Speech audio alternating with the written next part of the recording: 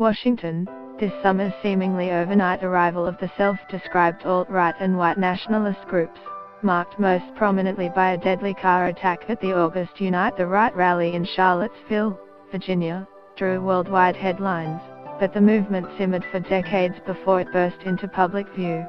Underlying that shift from society's fringes to center stage is a new strategy that taps into the frustrations of white people angry at a society they say has marginalized them and a new political landscape that appears to give voice to their cause.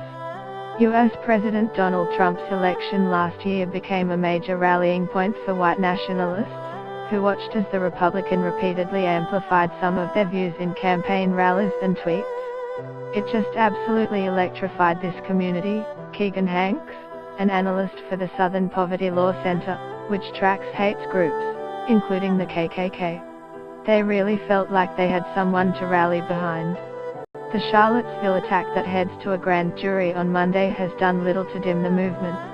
In recent months, white nationalists have orchestrated numerous controversial public appearances, fought and won high-profile legal battles with universities and dominated the airwaves.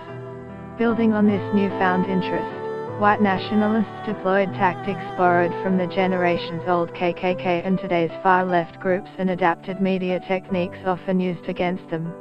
Kyle Bristow, a self-described alt-right activist and attorney for high-profile white nationalist Richard Spencer, said large corporations, the government and academia that relentlessly attack the nation's traditional values have only prompted the movement's growth.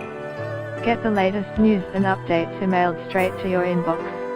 By submitting your email, you are agreeing to Fairfax Media's terms and conditions and privacy policy. Middle America is rallying to the flag of the alt-right, he said. Older generations recognize that America is no longer the place that it once was or could be, and people of this generation tend to be more conservative in trying to reclaim the America that was lost. Proud to be white, the movement's most prominent figure, Spencer, executive director of the White Nationalist National Policy Institute, has helped the so-called alt-right dominate cable television coverage and internet discussions for months, prompted a national debate about whether it's wrong to be proud to be white, and provoked liberal activists and university officials alike to anger with his speaking appearances in New York, Florida and California. The term alt-right, alternative right, covers a loosely defined group whose far-right ideology includes racism, populism and white nationalism. It is embraced by white supremacists, who believe white people should dominate all other races, and white nationalists, who say whites are a distinct nation that needs special political and legal protections. Critics accuse white nationalists of being white supremacists in disguise and say the term alt-right is a euphemism to hide racist goals. Regardless of what name they choose, exact estimates on how many people associate with the movements are difficult to ascertain.